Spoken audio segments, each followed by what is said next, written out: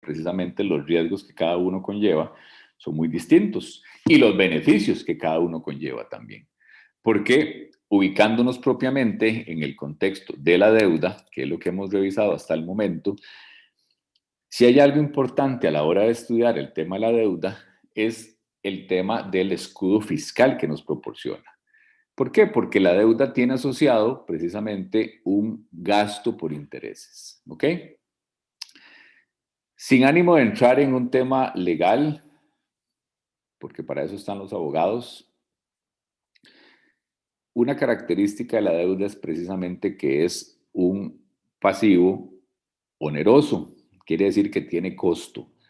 Cuando no tiene costo, no se puede considerar un pasivo. Es decir, cuando un préstamo o cuando me dan una cantidad de dinero, mejor llamémoslo así, y no me ponen una tasa, no tiene asociada una tasa de interés que se le tenga que aplicar para un cálculo de intereses, eso no se considera un pasivo.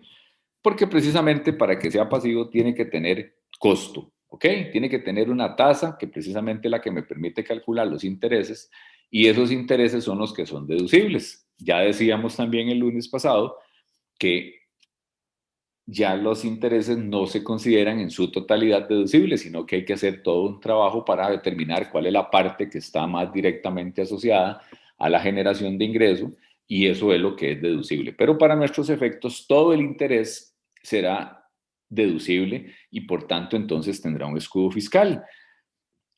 ¿Y por qué el tema de los riesgos? Porque también es importante conocer, y recordemos lo que hablábamos de que la deuda, al ser los bancos, los acreedores, tienen prioridad en el momento de una liquidación. Entonces, al tener esa prioridad, hace que las tasas que cobren por el riesgo que están asumiendo sean menores que las que puede estar exigiendo un accionista, que sabemos que es el último en la fila, ¿verdad? A la hora de repartir, o bien cuando hablábamos de aquella famosa deuda subordinada, ¿ok? Entonces es muy importante eso porque, uno, la deuda tiene un escudo fiscal, tiene menos riesgos desde la orden de la estructura de capital y por tanto entonces su costo es más barato. De ahí que cuando estamos más adelante, cuando veamos las preposiciones de M&M, vamos a ver cómo la incorporación de deuda dentro de la estructura hace que, si bien es cierto, aumente el riesgo del patrimonio, porque obviamente los accionistas al estar pidiendo préstamos comprometen sus activos, ¿ok? Pero desde el punto de vista global para la empresa mejora considerablemente el costo de los recursos que se necesitan para el desarrollo de los proyectos, ¿ok? Entonces, de ahí que es importantísimo tener esa claridad, ¿ok? Importante, jóvenes, también recordar que el escudo fiscal se aplica única y exclusivamente sobre los intereses, ¿ok? Recordemos que la cuota de un préstamo, si nos vamos un poco a matemática financiera, que era cuando veíamos el concepto de anualidad, con el que se puede calcular la cuota de un préstamo, tiene dos elementos. La parte que va a la amortización del capital que me prestaron y lo que corresponde a los intereses. Eso que va a los intereses es lo que es deducible de impuestos. De hecho, lo que está asociado con el pago del principal va al balance de situación y lo que está asociado al gasto por intereses va al estado de resultados. ¿Ok? Entonces, es muy importante eso para que efectos de que cuando vayamos a hacer los cálculos de la estructura, por ejemplo, no vayamos a meter toda la cuota, sino solo lo que corresponde a intereses. ¿Ok? Bien, entonces ya veíamos en la parte de deuda cómo se pueden incorporar garantías, que pueden ser garantías fiduciarias, garantías prendarias, garantías hipotecarias, ¿ok? Eh, Cuando estamos hablando de garantías hipotecarias, estamos hablando de que se utilizan bienes inmuebles, ¿ok? Un edificio, una casa, un terreno, ¿verdad? Que son bienes que no se pueden movilizar o cuando utilizamos algún otro tipo de garantía como un prendario, ¿verdad? Que es muy utilizado para efectos de los vehículos. Cuando se compra un vehículo financiado, lo que generalmente se le aplica es una prenda, ¿ok? Que es precisamente, ¿qué son estos elementos? ¿Sí? Figuras de orden legal que lo que hacen es, por decirlo de alguna forma, restringir ese activo para que garantice ese préstamo, ¿ok? Y tenemos también lo que corresponde a la garantía fiduciaria, que es cuando precisamente otra persona es la que garantiza o ayuda a garantizar que el deudor vaya a pagar. ¿Okay? Entonces, ahí podríamos incluso, ¿se pueden combinar? Sí, sí se pueden combinar. No es muy habitual, pero eventualmente se podría dar una combinación de garantías. Y en el caso de las garantías hipotecarias, en algunos escenarios hasta existe hipoteca, tal vez ustedes lo han escuchado, en primer grado, en segundo grado y hasta en tercer grado. ¿Ok? Eso básicamente lo que quiere decir es que una propiedad garantiza varios préstamos. Tiene un valor tal que se otorga un préstamo, lo cubre, se otorga un segundo préstamo y también lo podría cubrir por el valor que se le ha asignado a esa garantía y hasta un tercero. Entonces, realmente, ¿de qué va a depender que se le coloquen varias hipotecas? Bueno, del valor que ese activo tenga en el mercado, de su valor razonable, pero también de las políticas de cada entidad financiera, porque está claro que el orden de esas hipotecas también tiene su riesgo, porque obviamente en un proceso de liquidación, si hay que ir a vender el bien, primero se va a pagar la hipoteca de primer grado. Si algo, obviamente si sobra, se paga la de segundo grado y ahí iría en ese orden. Entonces, depende de la entidad financiera cuántas hipotecas acepte, ¿verdad? Cuántos grados puede aceptar a la hora de garantizar una operación. Ya hablábamos de la prelación, ¿verdad? Que es el orden en el que se van liquidando, cómo se pueden ir pagando, cláusulas de recompra que se utilizan en algunos casos cuando se emiten bonos, ¿ok? Que el emisor se deja una cláusula ahí de que en cierto tiempo puede recomprar los bonos a un determinado precio y algunas cláusulas de protección, ¿verdad? Que incluso pueden ser cláusulas de como que no se puede vender la empresa, como que no se pueden hacer algún tipo de negocios o le podrían incluso restringir algunos otros aspectos ahí, ¿verdad? Dependiendo de quién esté prestando. Eso siempre va a ser determinado por el que está prestando el dinero. ¿Okay? Sí, adelante, te escucho. ¿Podría, por favor, volver a explicar lo de la garantía fiduciaria? La garantía fiduciaria, ¿ok? Ajá. La Usted dijo garantía, que, era, que sí, garantizaba como que el endeudado iba a pagar, pero respecto, o sea, ¿cuál era la garantía en sí de que va a ok. pagar? La garantía fiduciaria es cuando lo que está a la par es un fiador, ¿ok? Ah, ok. Una persona física, bien podría ser una persona jurídica, pero no es muy común. Entonces yo tomo un préstamo y usted me fía, usted es mi Listo. fiador. Si yo no pago, se supone que el banco va y le cobra a usted, ¿ok? Ok, listo. Eso ha sido todo Gracias. un tema. Eso ha sido todo un tema porque incluso esta situación de las garantías fiduciarias y de los fiadores se ha visto en muchos tribunales porque los bancos en algún momento, para evitar que sus préstamos caigan en mora, porque sabemos que eso implica un problema serio para las entidades financieras, porque tienen que estimarlos y otro montón de cosas, entonces empezaban apenas incluso el deudor, perdón, tenía que pagar el día 5 de cada mes y el día 6 no había pagado, no solo llamaban al deudor, sino inmediatamente al fiador. Y empezaban a hostigar al fiador y otro montón de cosas más y que tiene que pagar porque si no le voy a embargar el salario y todo el asunto. Y todo eso ha terminado en tribunales porque realmente no es tan así. Es decir, el fiador no es que inmediatamente entra a tener que pagar, sino que primero se tiene que hacer toda una debida diligencia sobre el deudor y ya el fiador entra después cuando definitivamente no es posible que el deudor pague. Hay otra figura, hay otra figura que también se utiliza en los préstamos, que es cuando existe el codeudor, ¿ok? El concepto co, el dos, ¿verdad? Se asemeja a dos mínimo. Entonces, el codeudor ahí sí tiene un papel diferente, porque si al final, o lugar de que usted sea mi fiador, yo le digo, sea mi codeudor, ahí usted lo que está haciendo es tomar el préstamo como si lo estuviera tomando, como lo estoy tomando yo. Ese préstamo lo estamos tomando entre los dos, ¿ok? Ahí sí, el asunto es diferente porque entonces que ya el dinero cada uno lo utilice o cómo se utiliza, ya eso es un asunto aparte, pero ahí en la figura del codeudor, sí, los dos son los que están tomando el préstamo. No es que yo estoy fungiendo como garantía, no, estoy siendo parte directa del préstamo.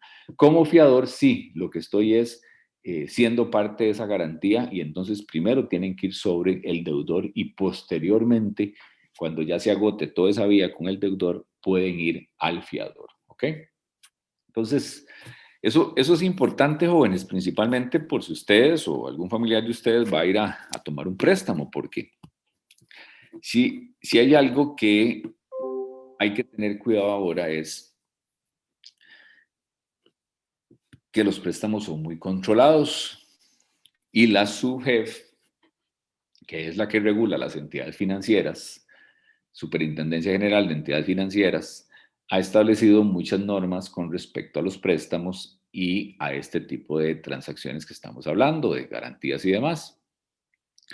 Y en el caso de un fiador, mucha gente a veces no se percata de la responsabilidad que está asumiendo.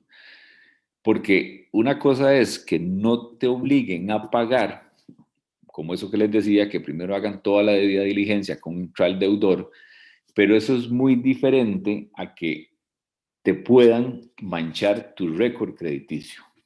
¿Ok? Hoy en día en Costa Rica existe lo que se conoce como la Central de Información Crediticia. ¿Ok? El SIC, CIC, Central de Información Crediticia. Las entidades financieras mes a mes están obligadas a remitir a la SUGEF, a la superintendencia, una cantidad de información relacionada con los préstamos que otorgan. ¿Ok? Y eso implica entonces que los préstamos que tenemos en los sistemas financieros formales son reportados ahí, se consolidan y entonces ahí se puede ver los préstamos que una persona tenga incluso en diferentes entidades. ¿Ok? En la entidad A, en la entidad B, en la entidad C. Puede ser el banco A, puede ser un banco, puede ser una mutual y puede ser una cooperativa, por ejemplo. Con el banco tengo financiada mi casa, o con el banco tengo financiado mi carro, con las mutuales que son más de casas tengo financiada mi casa y con la cooperativa me dieron un crédito de consumo.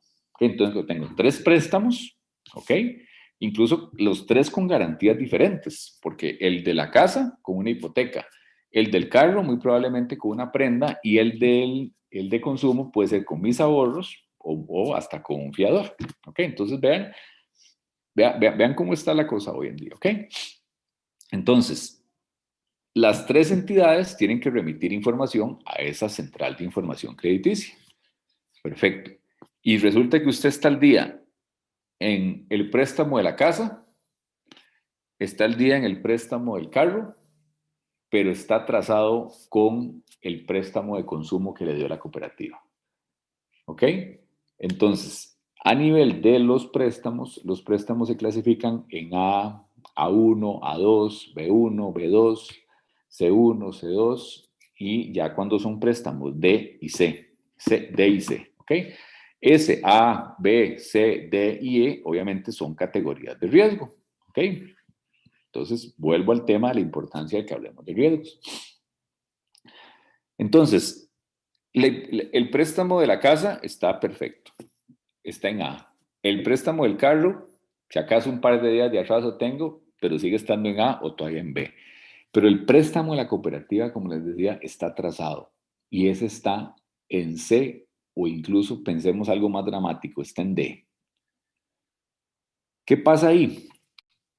Que para efectos del sistema financiero nacional, el sistema financiero nuestro a nivel local, todas las transacciones están en D. ¿Ok? Usted, su récord crediticio está en D. ¿Ok? Está con la calificación más mala. No te toman la buena, ni que tenés dos buenas y una mala, no. Te castigan todo y te ponen la mala.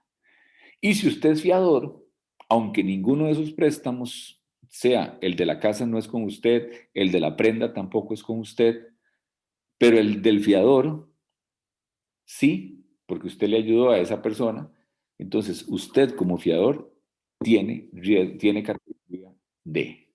¿Ok? Entonces vean cómo podría afectarse y eso que no se interprete como que yo les estoy diciendo que no vayan a hacer un crédito confiador. No, no es eso, es tener claridad de la responsabilidad que se está asumiendo y que entonces sepamos muy bien a quién le vamos a fiar. ¿Ok? Que eso no exime que se puedan presentar situaciones como las que estamos viviendo. Lamentablemente hay muchos casos en donde hoy los créditos están atrasados, pero porque las familias que los habían tomado en su momento, pues o les cambiaron sus condiciones laborales por disminución de salarios, de jornadas, despidos o alguna otra situación que lamentablemente ha venido a desmejorar su capacidad de pago. Pero entonces, vale, es tener en esto, cuando estamos hablando de gestión de riesgos, porque vámonos a ese riesgo de ser fiador, nosotros también a lo personal tenemos que gestionar nuestros riesgos. Y si hay un elemento fundamental en la gestión de riesgos, es conocer el riesgo, es conocer a lo cual me estoy exponiendo, ¿ok? Por ahí se empieza la buena y sana gestión de riesgos. Tener claridad en cuáles son los riesgos que se están asumiendo, cuáles son los riesgos inherentes a ese negocio. Entonces, yo como persona física, al ser fiador, tengo el riesgo de que el deudor no pague por diferentes razones. Y cuando ya se agote el proceso de debida diligencia que el banco tiene que hacer, sí pueden ir a cobrarme a mí y podrían perfectamente a mí como fiador embargarme el sueldo, el salario si soy un asalariado en algún lugar, en algún lugar formal. Entonces, ese riesgo podría llegar a materializarse. Mientras esté la fianza, es un riesgo nada más. Es la probabilidad de que algo suceda. Y puede que nunca se materialice. El deudor pagó y perfecto. Pero bien podría materializarse el que no pueda pagar y entonces me van a cobrar. ¿Cuál es el otro riesgo? Que se atrase y que después sí se ponga al día y todo, pero mientras se atrasó, me afectó.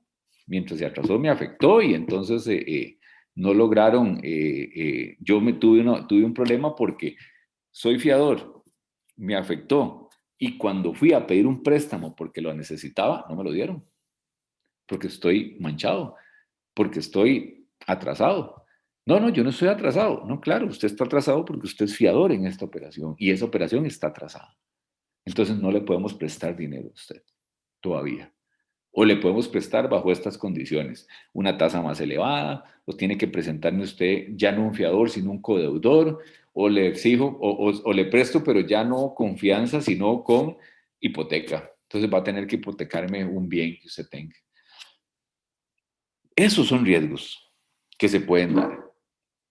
Insisto, no es que estoy diciendo no le fíen a nadie, no hagan un crédito confiador, no, es una figura y está bien y se puede utilizar, pero tengamos claridad de los riesgos que estamos asumiendo y entonces en función de eso, ¿cómo los gestionamos?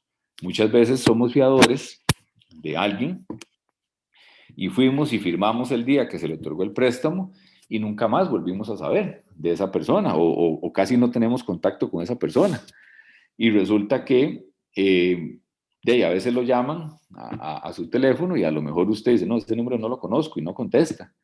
Y no contestó y no contestó. Y cuando se dio cuenta es que era del banco que lo estaban llamando para decirle que su deuda, la deuda en la cual usted es fiador estaba atrasada, que no habían podido localizar al deudor, etcétera, etcétera, y que ya incluso esa deuda iba a entrar en cobro judicial y en ese momento ya usted sí puede ser sujeto a un embargo.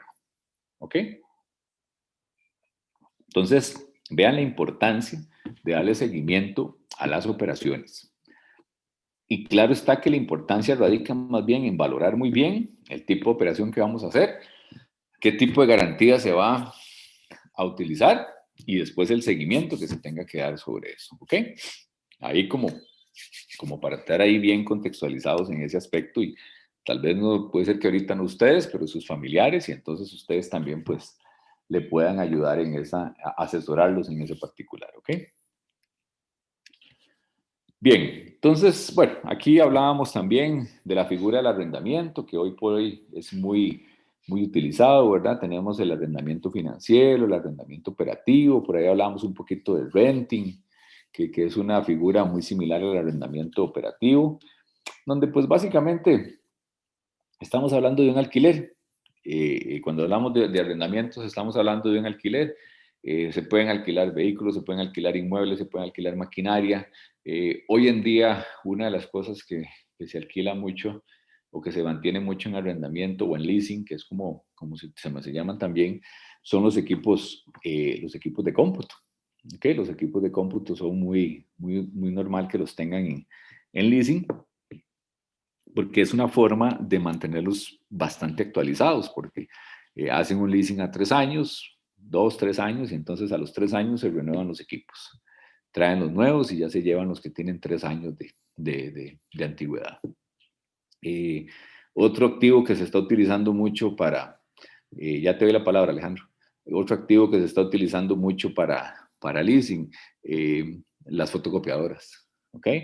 Entonces, aunque si bien es cierto, ahora estamos en una era de ir eliminando poco a poco el papel, pero sí se están usando mucho, ¿verdad? Más que todo porque ya no es la típica fotocopiadora, sino que ya son esas multifuncionales que son en red, ¿verdad? Y entonces varios imprimen ahí y ya no era un asunto de fotocopia, sino que es de impresión para escanear y otra serie de funciones que tiene, cuyo costo entonces hace que ese activo ya tenga un costo más elevado. Entonces tienen esa figura de arrendamiento también y entonces es bastante práctico porque tienen el activo y si algo le pasa nada más van, mira, tiene un problema, venga, revíselo, no funciona, tráigame otra y llévense eso y vean a ver qué hacen y cuando esté buena o me dejan la nueva o me la traen ya totalmente para operar, ¿ok? Alejandro, te escuchamos. Sí, profe, dos consultas. Claro, adelante. La primera era con respecto a las deudas anteriores. Usted había mencionado que en la calificación que se tenía en la gran mayoría que era una calificación D. ¿Eso se debe a la falta de pago por el pueblo costarricense o cuál será la razón principal? ¿Se debe a qué, perdón? ¿A la falta de pago por el pueblo costarricense o por los deudores? ¿O cuál es la razón? Es por el deudor, es decir, cada operación se califica, cada préstamo se califica. Entonces, el préstamo de la casa está en A, el préstamo del carro está en A, pero el préstamo de la cooperativa, que era el ejemplo que les ponía, está en D. Entonces, los 3 préstamos suyos, todos se consideran que están en D. Solo por el más bajo. Solo porque usted no ha pagado la cuota o las cuotas del préstamo que tiene con la cooperativa. Ah, ok. Y, profe, con respecto a lo del leasing, bueno, como yo lo tengo entendido es que uno lo alquila, pero nunca termina siendo de uno. Depende, eso más que todo en el operativo, ¿ok? En el operativo sí, es básicamente un alquiler, casi que per se. Entonces, el activo sí, nunca es tuyo y más que todo porque los estás renovando, como te digo, cada plazo, cada 2 años, cada 3 años. En el financiero sí existe la posibilidad de que el activo llegue a ser tuyo. Entonces, generalmente lo que se hace es que dentro del contrato se incluye una cláusula que usted tiene en un determinado tiempo la posibilidad de adquirir ese bien, obviamente pagando una suma X de dinero. Una suma extra. Exactamente. De las cuotas que usted mensualmente viene pagando, entonces llega, finaliza los 4 años y ok, págueme este monto y este activo es suyo. ¿Ok? Y entonces ya puede hacerlo suyo. Obviamente, sí, perdón, sí te puedo decir que hoy han habido unos cambios con las NIF, con las normas, en función de que antes no se registraban esos activos, estaban fuera de balance, porque son como alquileres, entonces no tenían por qué estar ahí. Pero ahora sí se han diseñado algunas cuentas para efectos de control y se tienen que hacer esos registros, ¿ok? Pero sigue siendo el alquiler. Ok, entonces a nivel fiscal, lo que es el leasing, lo que puedo usar como escudo fiscal es el interés que pago. Es correcto. Pero no podría usar la depreciación del activo porque no es mío. Es que vos no lo deprecias, exactamente. Ok. Exacto, vos no lo deprecias, entonces, porque no es un activo tuyo, ¿verdad? Sí, sí, listo. Gracias, profe. ¿Quién utiliza la depreciación como escudo fiscal? El dueño del activo, el que te lo alquila. Sí, claro.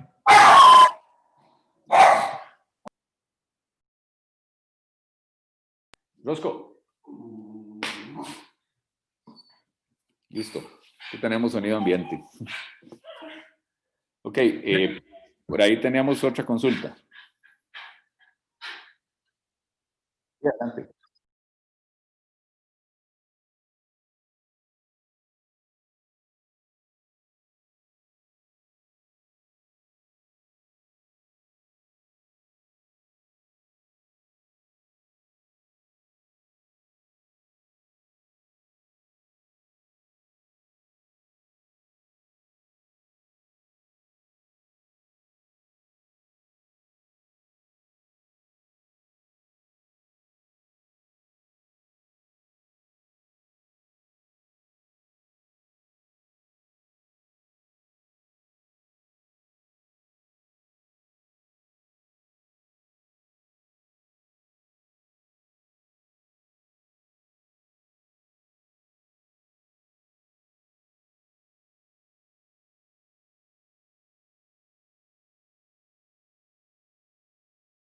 Sí, correcto. El tema del leasing ha sido un tema de bastante análisis.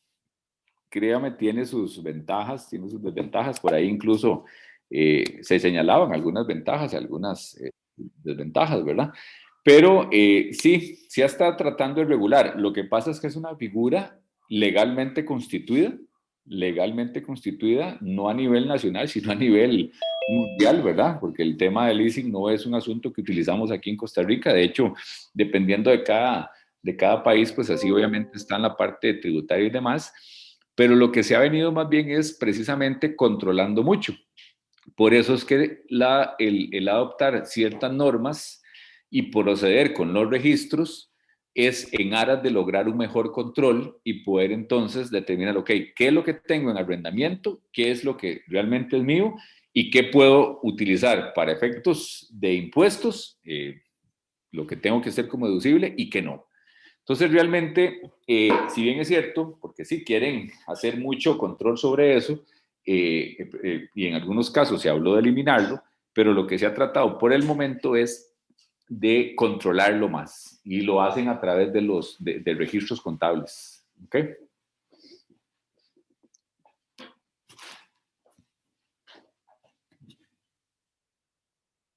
Con gusto. ¿Ok?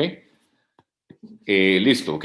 Bueno, no sé si hay alguna otra consulta, ahí me lo indican. ¿Ok? Bueno, muy bien. Entonces, como decíamos, teníamos este tema de los arrendamientos como parte también de como parte de los elementos de financiamientos normales a nivel de deuda. ¿Ok? A la hora de hablar de la estructura de capital, ya decíamos, ahora con el ejemplo de la ecuación contable, activo es igual a pasivo más patrimonio, una vez que analizamos el pasivo, caemos a la parte del patrimonio. ¿Ok? Caemos a la parte del patrimonio, precisamente que es lo que tiene que ver con las acciones. ¿Ok? Que tiene que ver con las acciones, capital social o capital preferente. ¿Ok? El concepto de acciones no es nada nuevo para ustedes. Recordemos que las acciones lo que vienen es a representar una participación de un capital, ¿verdad? Lo que vienen es a agarrar el capital y lo fraccionan, ¿verdad? Entonces tenemos un capital social fraccionado, ¿verdad? A partir de acciones. Y tenemos las acciones comunes y las acciones preferentes, ¿ok? Regálenme un segundo, jóvenes, nada más.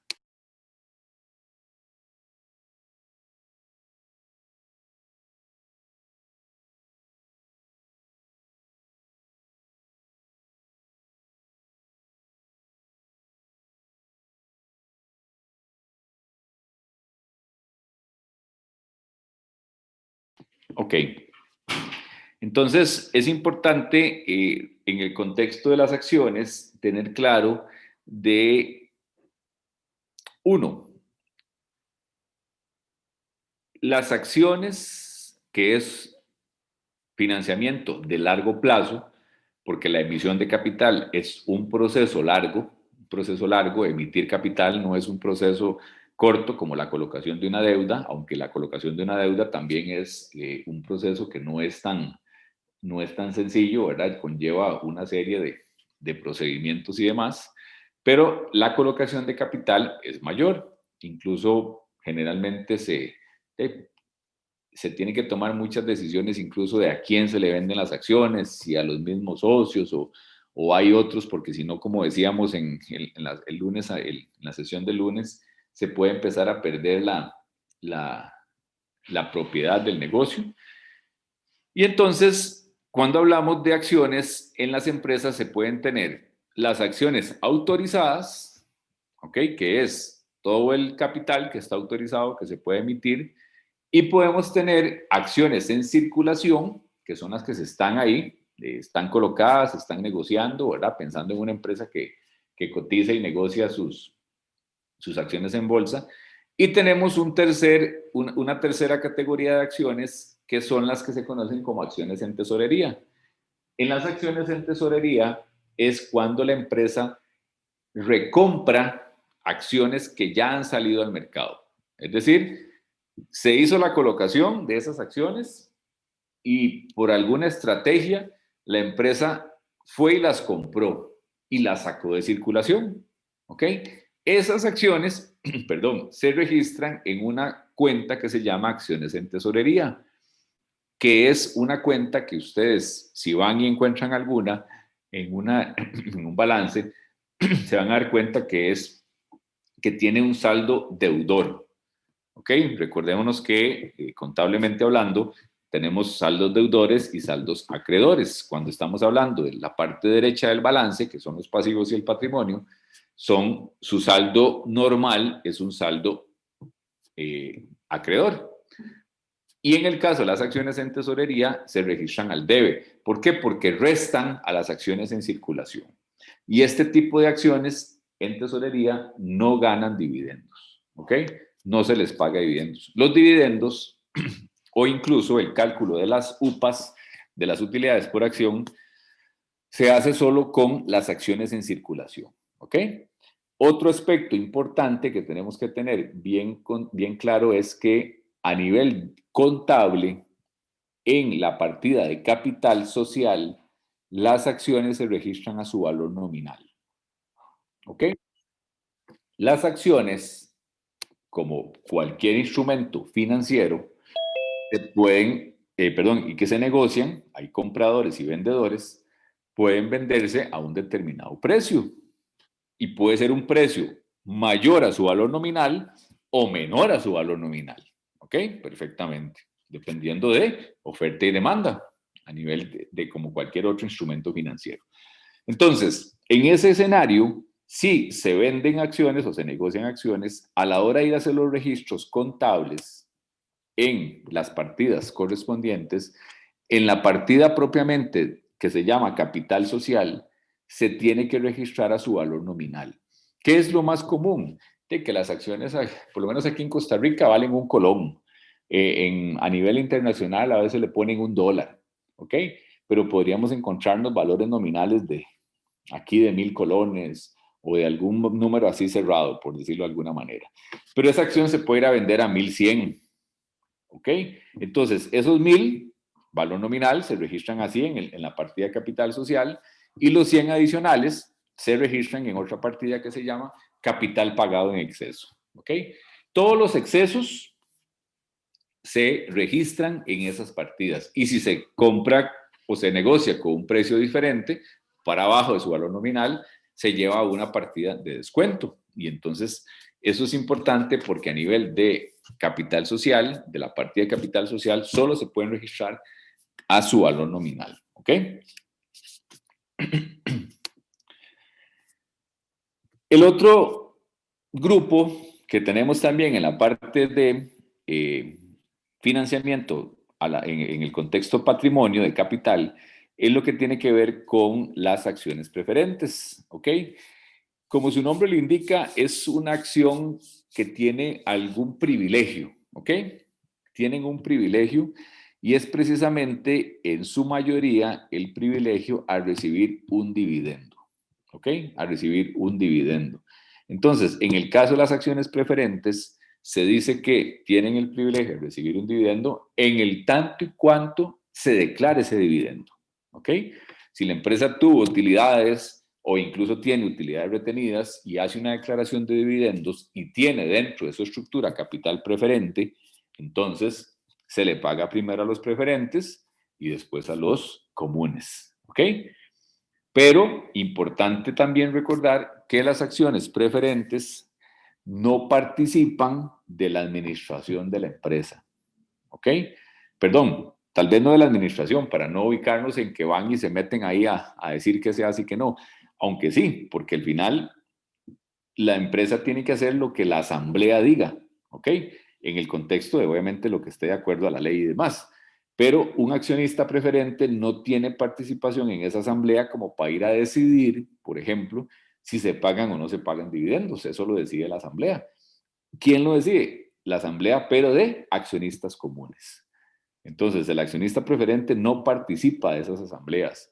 El accionista preferente no tiene derecho tampoco a ir y pedir un campo en la administración, como sí lo tiene un accionista común. Un accionista común con cierta cantidad de acciones puede pedir que le hagan, que se le cree un puesto en la empresa para formar parte de la administración, tener una oficina dentro de la empresa, por ejemplo, y hacer un control ahí sobre su inversión, porque la verdad que si tiene muchas acciones, lo que tiene realmente es una inversión y lo que quiere es controlar esa inversión, ¿ok?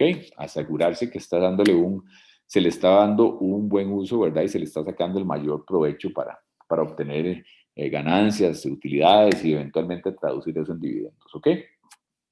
Esas son como las grandes diferencias entre una acción común y una acción preferente. En el fondo ambas son financiamiento de largo plazo también, ¿verdad? A nivel local, a nivel Costa Rica, no es nada común ver acciones preferentes. Es muy poca las empresas que tienen capital preferente y menos incluso aquellas que sean públicas, ¿verdad? Es decir, cuando digo públicas es que su información esté disponible porque son de las que cotizan en bolsa. Que recuerde ahorita todavía que existen algunos, Banco Improsa, que es el que tiene algunas acciones preferentes. Y casi que en su mayoría, cuando las empresas emiten esas acciones preferentes, se las dejan los mismos, una parte importante se le dejan los mismos socios, ¿ok? Los mismos accionistas. Pueden tener de las dos, no existe ninguna regulación para que, impedimento, perdón, para que un accionista común también pueda tener acciones preferentes, ¿verdad? Claro que obviamente ya ahí hay que entrar en una dinámica, como les explicaba el lunes pasado, de gobierno corporativo, porque ahí eventualmente podrían haber algún tipo de conflictos de interés, ¿verdad? Porque y obviamente los objetivos de un accionista común versus los de un accionista preferente, pero entonces se hacen ahí ciertas declaraciones y ciertas gestiones como para evitar esa materialización de conflicto de interés.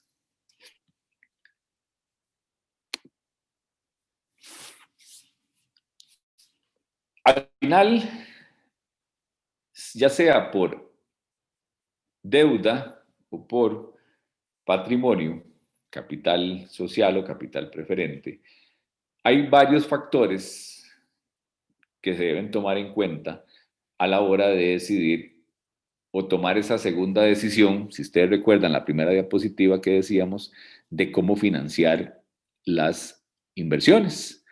Y eso entonces está señalado en esta lista que, como dirían los abogados, sin que sea una lista taxativa, es decir, sin que estos sean los únicos elementos, son al menos los que podrían estarse considerando para poder determinar cómo me financio, si con pasivo o con patrimonio. Uno, pues cuáles son los objetivos de la empresa, cómo está la empresa, tiene capacidad de endeudarse, porque hay empresas que no tienen capacidad de endeudamiento, no tienen la información preparada todavía, no la tienen. Es decir, hay empresas que, si bien es cierto, son grandes, pero han estado tal vez un poco, han crecido incluso, por decirlo de alguna manera, un poco desordenadas. Conozco varias.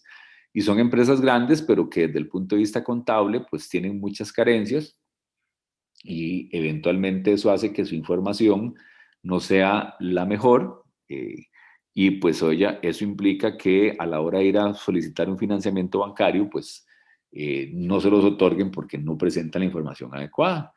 Políticas de financiamiento, bueno, también hay empresas que dicen, bueno, nosotros no nos vamos a financiar más de tanto, un 10%, un 20%, un 80%, ¿ok? Hay en algunos casos políticas de financiamiento ya establecidas por algún ente regulador, ¿ok? Entonces, por ejemplo, a nivel de fondos de inversión, por ejemplo, que pueden ser, que pueden tomar deuda, la SUGEVAL, la SUGEVAL determina el porcentaje máximo que un fondo se puede endeudar. Entonces, le dicen, bueno, el fondo no se puede endeudar más de un 80%, ¿ok? Entonces, bueno, ahí está. Ahí está definido, entonces los fondos más bien de ahí para abajo definen sus políticas. Un 60, un 50, un 30, un 40, dependiendo de qué, de los objetivos y principalmente también del riesgo que se quiera asumir, ¿ok? Del riesgo que se quiera asumir, del tipo de inversión que se esté realizando, ¿ok? Y casi que uno también diría que es sumamente importante el punto 6 y el punto 7 en función de cómo está el entorno y ojo, no solo nacional, sino también el internacional, el tema de tasas de interés, el tema de ciertas políticas a nivel monetario, ¿verdad? Que se pueden estar dando no solo en nuestro país, sino también a nivel internacional. Nosotros sabemos que las operaciones nuestras, la economía nuestra, está muy influenciada por mercados internacionales, principalmente el socio comercial más importante, que en este caso los Estados Unidos. Entonces, las decisiones que se tomen en materia de política monetaria, incremento en tasas con aparte de la Reserva Federal o disminución de tasas, pues tiene un efecto en Costa Rica, en las tasas de Costa Rica. Los temas de tipo de cambio y una serie de elementos ahí que son internacionales, entonces son aspectos a considerar a la hora de tomar esa decisión, que precisamente también va en función de lo que se señala en el punto 9, es decir, en qué tipo de moneda me financio. Hay empresas que optan por decir, bueno, ahí vamos a financiarnos en moneda extranjera. Bueno, asumen los riesgos de lo que es tener moneda extranjera. O no, solo queremos financiamiento en moneda local. Una forma de evitar el riesgo cambiario es, si generamos colones, pues todas las operaciones se hacen en colones. Algunas pues generan algunos dólares o requieren incluso, porque entrar a veces en una operación en dólares es más barata al inicio, que puede ser que lo que puede hacer una operación en colones. Entonces, en conclusión, jóvenes, ¿qué quiero decir con todo esto? Que no existe una receta, ¿ok? No existe una receta para decir, cumpla esto, esto, esto y esto, y usted entonces va a obtener la mezcla perfecta para gestionar su empresa. No, las condiciones cambian. Lo que hablamos y lo hemos comentado ya en varias intervenciones, es decir, lo que estamos viviendo hoy. ¿Ok? El cambio tan fuerte que han tenido las empresas hoy. ¿Ok? La economía general y la economía doméstica, entendiéndose la economía doméstica como la economía nuestra. Entonces, definitivamente, usted puede haber tenido toda una serie de elementos muy bien establecidos y cumplidos y demás sobre cierta estrategia, y de marzo del año pasado para acá, o un poquito más, dependiendo, le cambiaron. Y hoy estamos en otro contexto. ¿Ok? Entonces, por ahí que no existe una receta. Por eso decíamos, estos son los elementos que al menos debemos considerar. Pero casi que yo podría decir que lo resumiríamos en el tema del riesgo que se quiere asumir. ¿Cuál es el tipo de inversión? Sí, está bien, pero ¿cuál es el riesgo que quiero asumir? Y ahí es donde entran aquellos tres elementos que vuelvo a señalar en relación a la gestión de riesgos: apetito, capacidad y tolerancia. ¿Cuál es mi apetito de riesgo? Ok, pero tengo la capacidad para asumirlo, ¿sí o no? Y aún de esa capacidad, si la quiero utilizar toda, y por ello entonces establezco una tolerancia, ¿ok? Determino una tolerancia, ¿de acuerdo? Entonces, en función de eso, tomamos nuestras decisiones de financiamiento. Hay empresas aquí en Costa Rica, principalmente, ¿verdad? Y otras a nivel internacional, que no usan deuda y que los bancos les encantaría que le tuvieran prestado porque son empresas exitosas, son empresas con mucha capacidad de pago, ¿okay? Con una capacidad importante de poder asumir una deuda, pero su política es cero deuda. ¿Ok? Todo lo generan con recurso propio. ¿Ok? Entonces, nadie está obligado a una cosa o a la otra, salvo que estés dentro de un orden jurídico que ya, pues obviamente, dependiendo de la naturaleza del negocio, sí te establezca, como el ejemplo que decía yo ahora, de los fondos de inversión. Si los fondos establecen que hasta un 80 se pueden financiar, nadie puede superar eso. ¿Ok? O como existen algunas políticas a nivel de bancos, de entidades financieras que señalan que a una misma persona, ya sea física o jurídica, o a un grupo de interés económico, perdón, no se le puede prestar más de un 20% del patrimonio. Entonces, el banco tiene un patrimonio y se calcula cuál es el 20% y no puede superarse un préstamo para una persona física o una jurídica superior a ese valor. ¿Ok? Entonces ya ahí pues también empiezan a señalarse algunos otros aspectos normativos, jurídicos, ¿verdad? Que no se pueden obviar y que por ello entonces marcan la tendencia de cómo se deben hacer las operaciones. ¿Ok?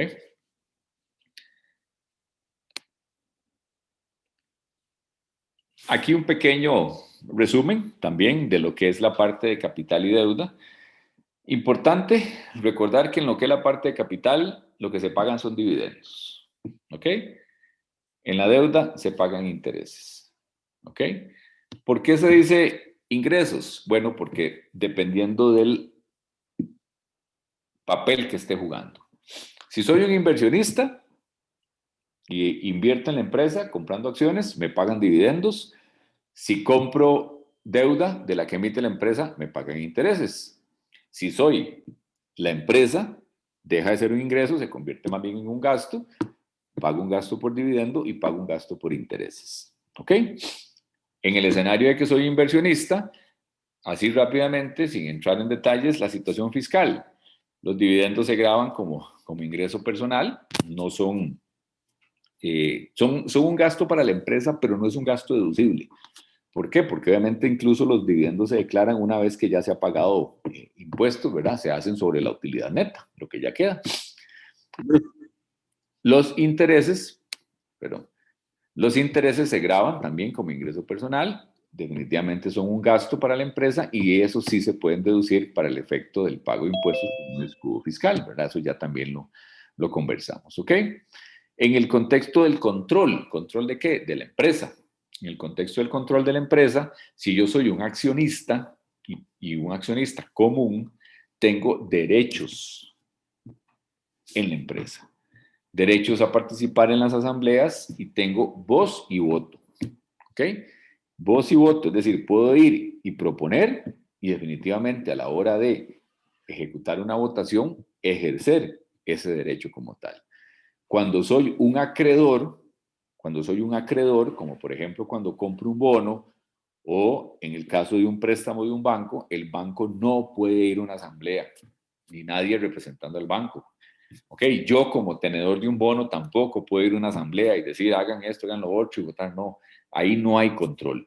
Ok, ahí no hay control. Simplemente el control lo puedo ejercer en función de los derechos que tengo para que me paguen los intereses, me devuelvan el principal en algún momento y si es un banco, pues a que le paguen lo que en algún momento prestó. ¿Ok?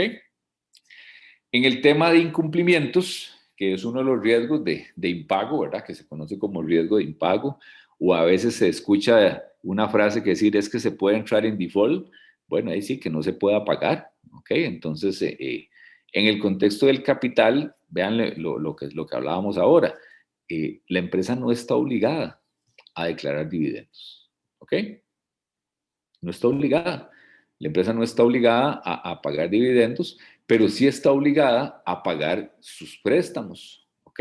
Sí está obligada a pagar los préstamos y obviamente los intereses de esos préstamos. Entonces, si no los paga, podría entonces verse en un proceso judicial que pueda terminar incluso en una declaración de quiebra y en liquidación de sus activos para poder hacerle frente al pago de esos préstamos, que como ya lo hemos comentado, esos préstamos tienen prioridad a la hora de liquidarse, a la hora de pagarse.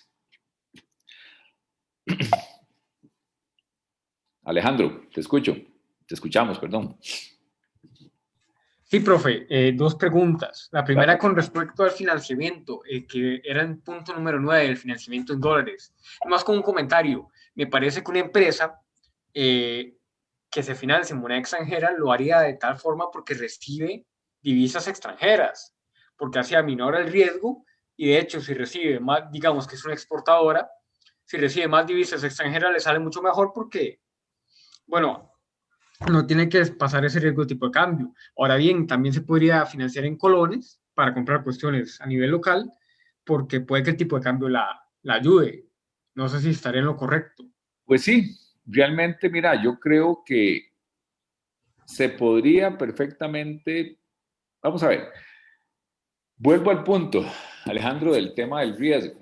Es decir, si usted está dispuesto a asumir riesgo, puede financiarse en diferentes monedas. ¿Ok? Puedes tomar esa decisión. Si generas algún tipo de divisa extranjera, se aminora ese riesgo. ¿Ok?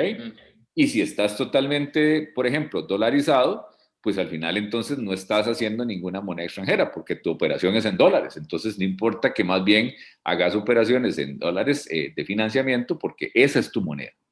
¿Ok? Más bien hacerlas en colones tendría el efecto contrario, tendría el efecto de que más bien tenés que ver cómo gestionas ese tipo de cambios al otro lado. ¿Se puede usar para beneficiarse de ciertas cosas? Pues sí, realmente cualquier decisión a nivel empresarial, vos la haces en función de lograr un beneficio para mejorar la rentabilidad del negocio. Por ejemplo, las tasas en dólares generalmente son más bajas.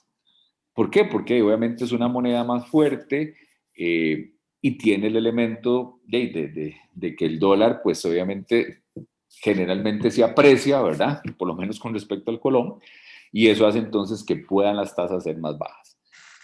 Pero es una decisión. Ok.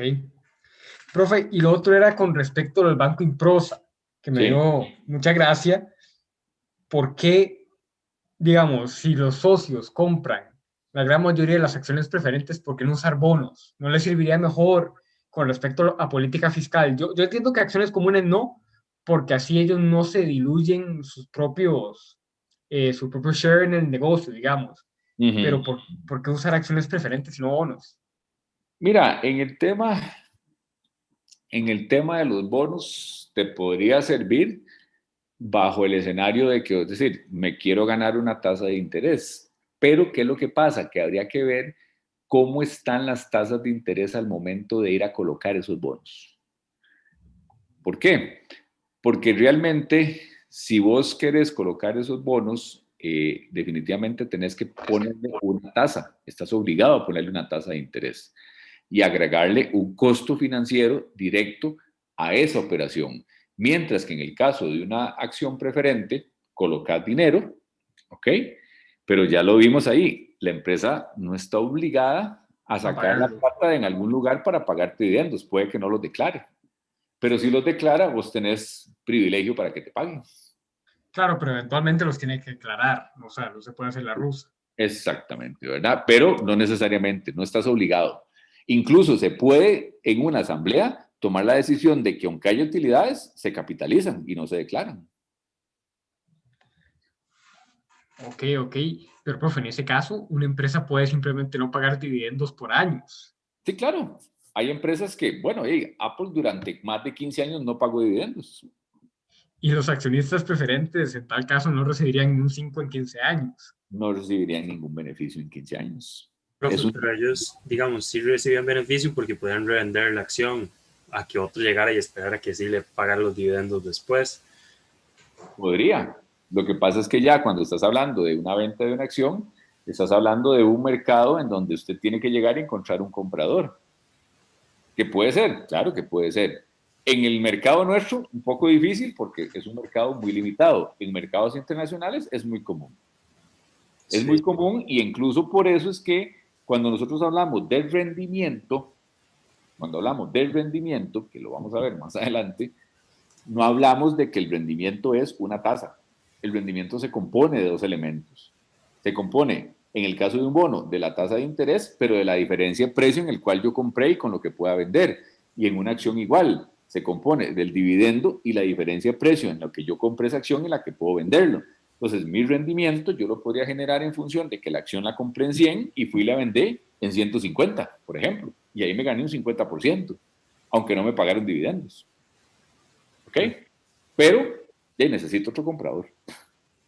Porque la empresa no me puede recomprar esa. Vamos a ver, sí me la puede recomprar, claro, pero si entra en una estrategia de recompra de acciones. No es que yo pueda llegar a la empresa y decirle, tome, cómprame esta acción. No, tiene la empresa que entrar en una estrategia de recompra de acciones y llevarla a acciones en tesorería, que eso sí se podría hacer, pero tiene que hacer. Profe, en tesorería eran las que no, ¿qué era lo que no pagaban? No pagan dividendos, no reciben dividendos, aunque se declaren, y no son utilizadas para el cálculo de la UPA, de la utilidad por acción. Es como Porque si desaparecieran, básicamente. hasta cierto punto, sabemos que están congeladas, por decirlo de alguna forma.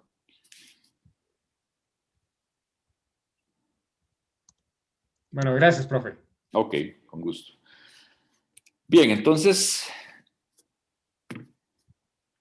todo esto que hemos venido revisando nos lleva precisamente al resumirlo dentro de lo que es el apalancamiento financiero. ¿Qué es el apalancamiento financiero? El uso de la deuda, ¿ok?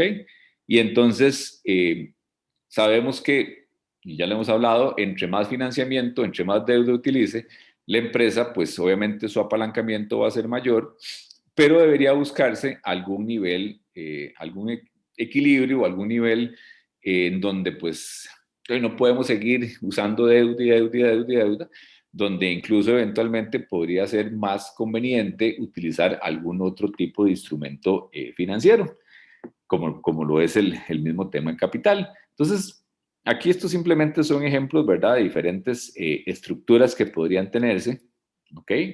Un 30, un 60, ¿verdad?, un 70, un 50, un 10%, ¿verdad? Es decir, pueden haber muchas combinaciones, ¿ok?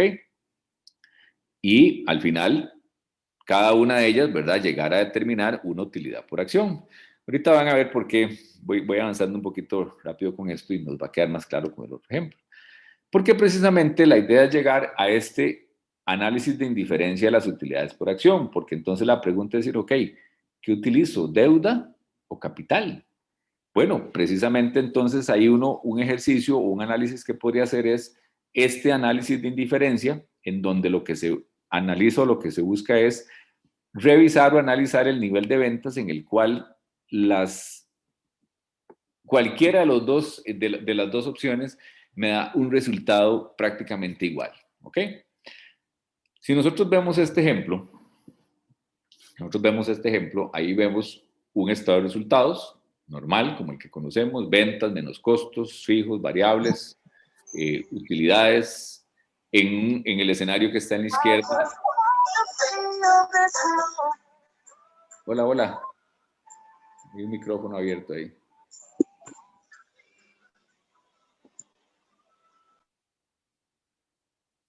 Gracias. ¿Ok? En el escenario que está a la izquierda no tenemos deuda 0%, y en el otro escenario tenemos una deuda de un 50%. Entonces,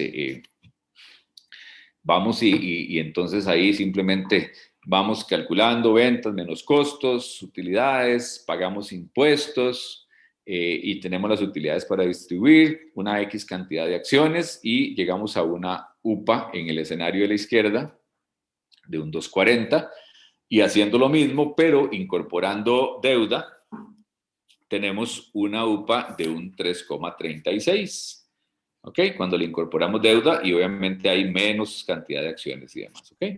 Entonces, ¿cómo podríamos nosotros utilizar este instrumento del estado de resultados, ¿verdad?, para hacer este análisis? Básicamente lo que hacemos es colocar el estado de resultados como si fuera pues una ecuación normal, ¿verdad? Entonces decimos, ¿cómo llegamos a esa utilidad por acción? Bueno, agarramos las ventas, le quitamos los costos, pagamos impuestos y lo dividimos entre las acciones en circulación, ¿ok? Perfecto. Entonces, como lo que queremos es hacer ese análisis de indiferencia, ¿qué hacemos?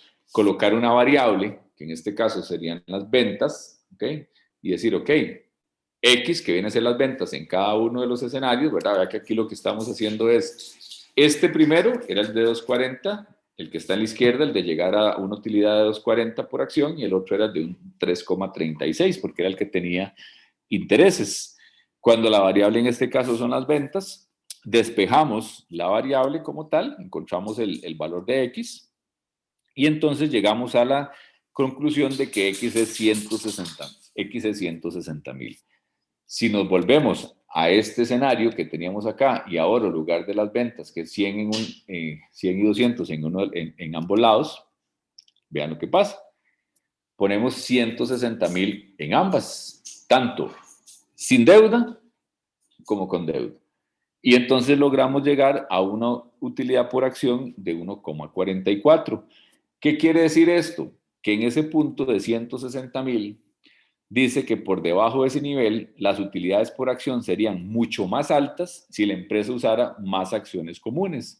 Pero por arriba de ese de ese valor es mejor utilizar deuda porque nos va a producir más acciones, más utilidades por acción, ¿ok?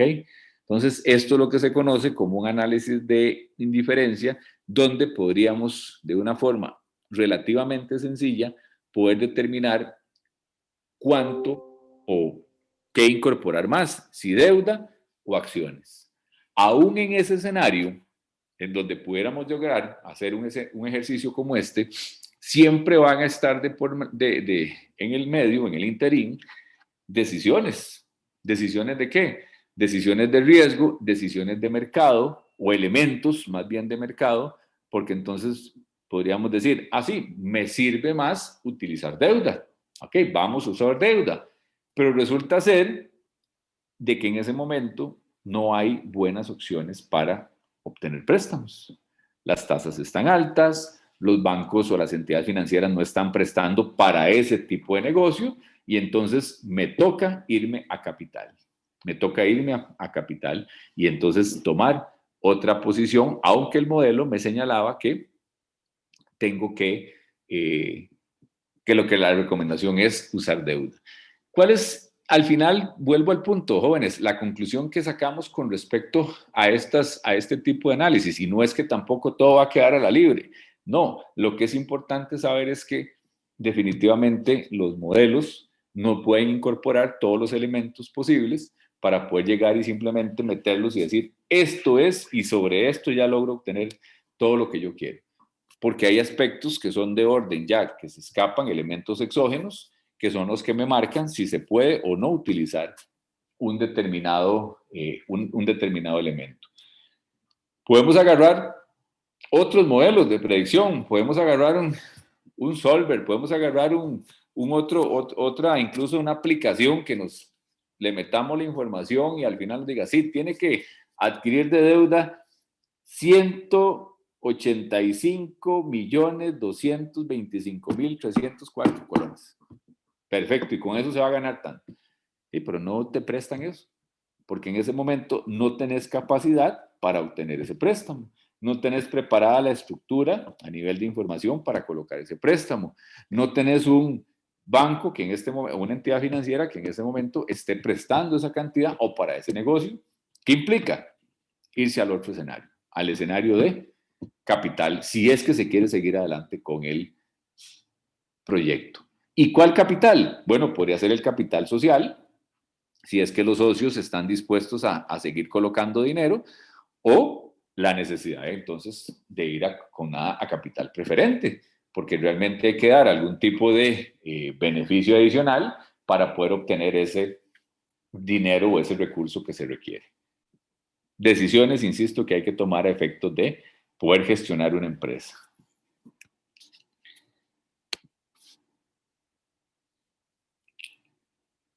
Ok.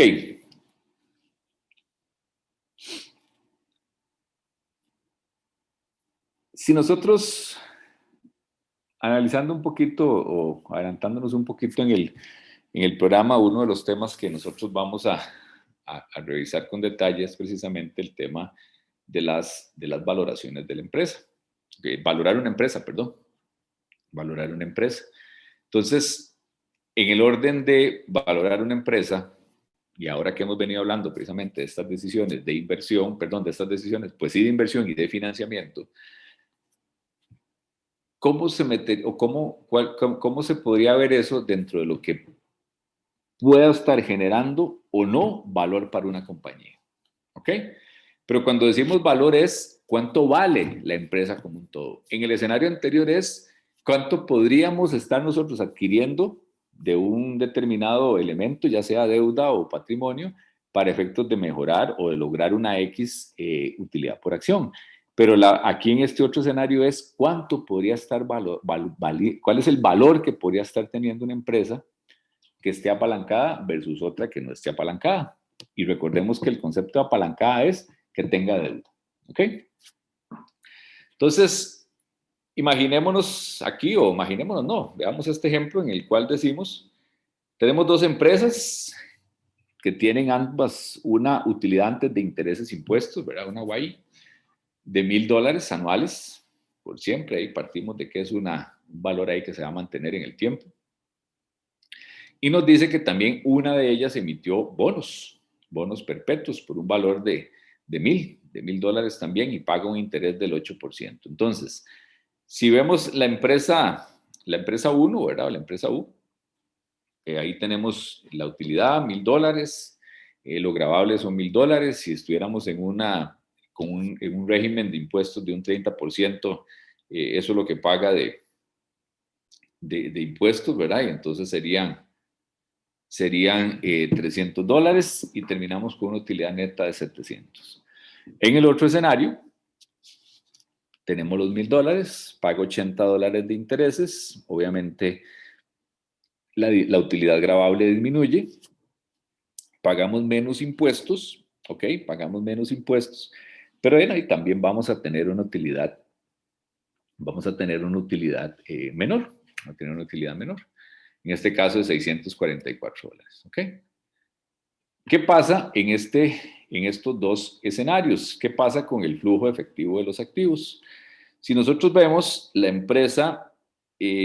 empresas en función de las utilidades y lo que pagan de impuestos, uno podría decir, la empresa U tiene una utilidad de 700 versus la empresa L que tiene una utilidad de $724. La empresa L que paga o tiene una utilidad mayor, ¿verdad? Si quisiéramos verlo en ese escenario.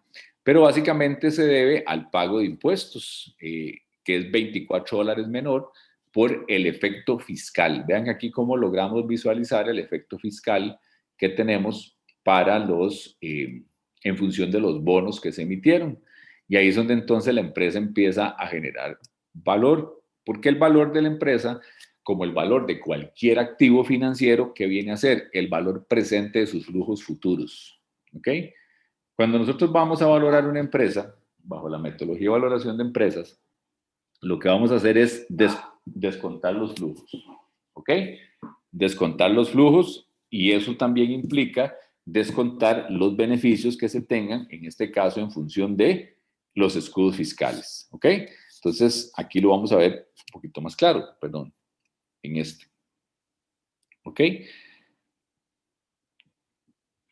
Vean que el valor de la empresa está dado, el valor de la empresa va a estar dado por el valor presente de sus utilidades, ¿ok? Más el valor presente de la protección fiscal que vamos a tener, ¿ok? De la protección fiscal que vamos a tener. ¿Cuál es esa protección fiscal? Precisamente ese escudo fiscal que se genera por los intereses que se pagan, ¿ok? Entonces, ambos elementos hacen que la empresa tenga un valor mayor en el tiempo que empresas que no lo tienen. Cualquiera podría decirme, profesor, pero tiene los riesgos. Sí, claro que tiene los riesgos. Pero precisamente recordemos, y por eso les decía que en el tema de los riesgos es algo que puede ocurrir. no necesariamente que está ocurriendo, mientras que el beneficio fiscal sí es algo que se está dando. Entonces es precisamente lo que las empresas hacen, jugar con eso. Realmente jugar si quieren o no quieren asumir ese riesgo, porque es un tema como de llegar y decir, sí, no, hey, voy a adquirir esto con deuda, al final nada me dice que no lo pueda pagar y si lo terminé pagando, perfecto. Puede que no lo pague, sí. Y entonces empieza a materializarse el riesgo como tal y se convierte, deja de ser riesgo y se convierte en una pérdida como tal. ¿Ok? Esto nosotros lo vamos a profundizar cuando veamos precisamente las preposiciones, porque ahí son, como les decía, las preposiciones de Modigliani en el contexto de cómo la incorporación de la deuda, aunque aumenta el riesgo del patrimonio, disminuye el riesgo de la empresa en función de el costo de capital promedio ponderado, en función de la estructura. Pero, pues poco a poco lo vamos a ir incorporando, pero ya vemos cómo incluso el beneficio fiscal me genera un mayor valor para la empresa como tal. ¿Ok? Está claro que en algunos casos la protección fiscal no es perpetua. ¿Ok? No es que siempre está ahí, ¿verdad? Porque en este escenario que acabamos de ver, decía que la deuda se emite por siempre y las utilidades se emiten por siempre. Si estamos hablando de una empresa o de un caso en el cual tengamos una fecha cierta o una fecha ya establecida, pues obviamente no lo podemos hacer como en este caso que estamos hablando de perpetuidades, porque aquí lo que estamos hablando es de una perpetuidad prácticamente. Entonces, en ese otro escenario, pues lo que hacemos es simplemente traer a valor presente en función de un factor, como lo veíamos en mate financiera, de interés compuesto de 1 más i a la n. Si son 2 años, 1 más i, que es la tasa de interés, a la 2. Si fueran 4 años, 1 más la tasa de interés a la 4, y ahí sucesivamente, y entonces encuentro el valor presente de la protección. Hago la sumatoria y obviamente ese es mi valor como tal. ¿Ok? Entonces, como les digo, esto realmente lo que queremos es enfocar y señalar cómo el escudo fiscal pues genera un valor para la empresa. ¿Hasta dónde vamos a llegar con ese escudo fiscal? Bueno, es algo que vamos ahorita a ver en unas diapositivas, que es precisamente hasta donde ya lleguen a cubrirse las dificultades financieras, porque cuando ya se superan, entonces ya es donde se puede tener pérdidas sobre este uso de la deuda.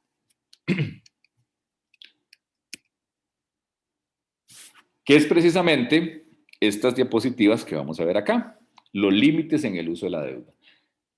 Escudo fiscal, genera valor, pago menos impuestos, todo un escenario muy bonito. Pero estamos claros, y como ya lo vimos, que conforme aumenta la razón, también aumenta, la razón de deuda, perdón, también aumenta la probabilidad de que la empresa no tenga la capacidad para pagar los bonos o los préstamos como tal, en función de lo que prometió.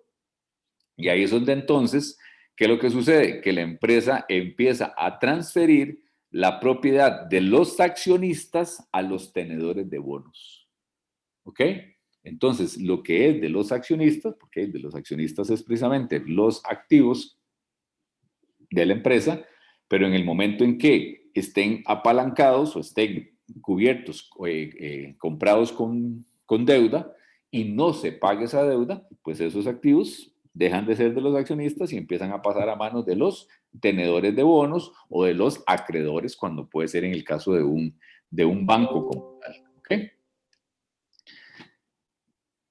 Y cuando estamos hablando precisamente de las dificultades financieras, que es cuando ya podemos incluso estar hablando de quiebras de la empresa, que es donde empiezan a darse las liquidaciones de estos activos y se empieza a materializar esto que les acabo de decir, que es que pasan de la propiedad de los accionistas a los acreedores, ahí se pueden presentar una serie de costos. Costos directos, ¿ok?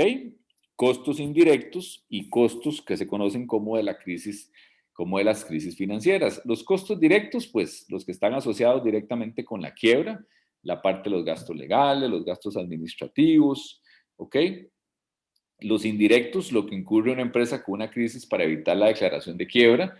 ¿Qué son esos? Cuando la empresa empieza a hacer algún tipo de movimientos o algún tipo de operaciones con el objetivo de no llegar a la quiebra. En algunos casos, las empresas empiezan a inyectar capital, es decir, los socios empiezan a inyectar un poco más de capital, empiezan a renegociar, empiezan a tratar de vender algunos activos, pero a un precio, pues, como diríamos, de quema, ¿ok? Que eso es algo que se puede dar también, ¿verdad? Se conoce con ese concepto, empiezan a quemarse los activos, ¿verdad? Entonces eso, pues, podría generar otros costos, ¿verdad? Y pues obviamente hasta los costos de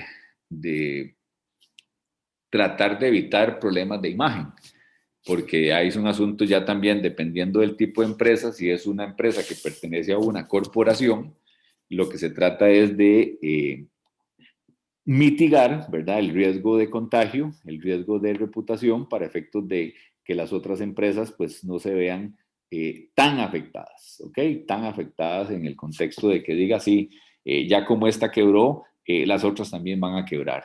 Ya como esta no está pagando, las otras también no van a pagar. No existe una relación directa, ¿verdad? Dependiendo obviamente de la relación que exista entre esas empresas, pues podría darse, pero teóricamente no podríamos señalar de que ya porque en una corporación, una empresa está teniendo problemas, las demás también, porque realmente respetando los principios de independencia, ¿verdad?, que tiene que darse en cada una, no tiene por qué una asumir los elementos de la otra.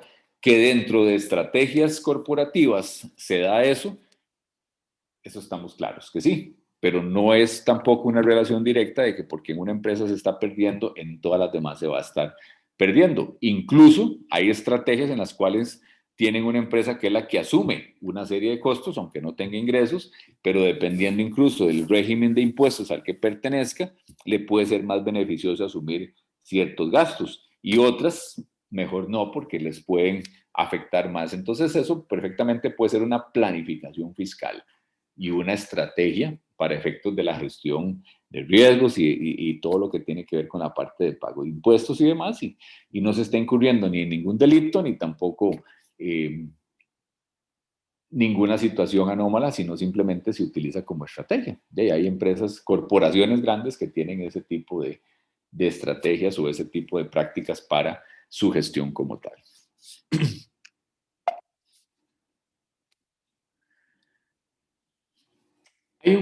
Hay un concepto interesante dentro de todo el tema del análisis de las empresas y de cuando estamos hablando de incluso, de cuando ya incluso las empresas podrían estar entrando en quiebra, que tiene que ver con los costos de agencias. Y es uno de los trabajos que ustedes van a hacer, uno de los primeros trabajos que ustedes van a hacer ahora con un caso que yo les voy a colocar en mediación, que está relacionado precisamente con los costos de agencia.